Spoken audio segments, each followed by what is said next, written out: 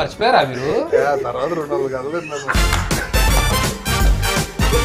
కానీ యాక్చువల్లీ గుర్తుంటాయి, నచ్చినవి గుర్తుంటాయి. రాజా గారు, రాజ్ తరుణ్ గారు, మన టీజర్ రిలీజ్ అయింది చిరంజీవ, మంచి బజ్ వచ్చింది. అండ్ అలాగే November 7th సినిమా రిలీజ్ ఉంది. మీరు టీజర్ చూసి మీకు అంటే ఏంటి ఇప్పుడు యాక్టర్ అయిపోయి డైరెక్షన్ అయిపోయింది, యాంకర్ కూడా అన్ని చేస్తాను అంటే ఆల్ ఇన్ వన్ ఫీమేల్ యాంకర్ని పెడదాం అనుకున్నాము. ఫీమేల్స్ కంటే నువ్వు అందంగా ఉన్నావు బాబోయ్ అంత లేదు, అంటే నేను ఫీమేల్ లాగా చూసారా సార్ ఎప్పుడు కూడా పెట్టేసినట్టు. మేల్ అయితే కొద్దిగా మేల్ చేస్తారని చెప్పి మనమే ఉన్నాం. ఎవ్వడు పట్టించుకోలేదు. ఈ సినిమాలో నటిస్తున్నప్పుడు ఎలా అనిపించింది అన్న? అంటే నా గురించి గొప్పగా చెప్పమని, సినిమా గురించి మీరు ఎలాగో చెప్పరు నాకు తెలుసు.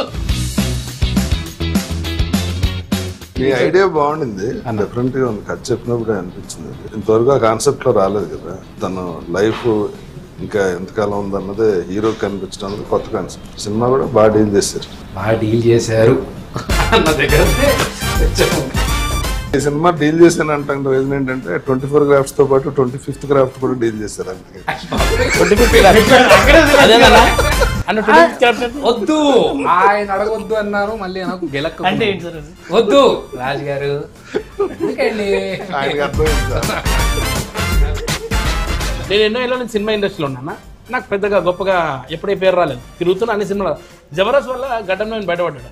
అక్కడ అదిరేపన్న బయటికి తీసుకొచ్చాడు గడ్డం నవీన్ అని. ఇప్పుడు మళ్ళీ సినిమా అంటే నేను మిమ్మల్ని తీసుకురావడం తప్ప మీరు ఎవరు నన్ను తీసుకురావడానికి ట్రై లేదన్న. ఈ సినిమా ప్రమోషన్ లో మొత్తం నా భుజస్కంధాలపై మోచుకెళ్తే వెళ్తున్నాను నేను. మీరు ఇప్పుడు అక్కడ డైరెక్ట్ ఇచ్చిన సీన్ లో చెబితే బాగానే ఉంటది. లేకపోతే ఇందాక మేల్ చేస్తారు.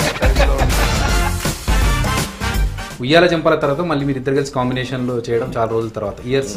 రాజా గారితో చేశాను కిరీటి.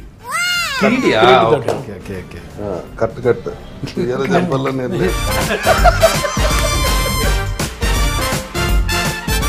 రాజు గారు మీరు చెప్పండి మీ ఎక్స్పీరియన్స్. అంటే నా ఎక్స్పీరియన్స్ ఏముంది, నేను సినిమా చేస్తాను, నువ్వు ఫస్ట్ డైరెక్ట్ చేస్తున్నావు, నీ ఎక్స్పీరియన్స్ చెప్పాలి.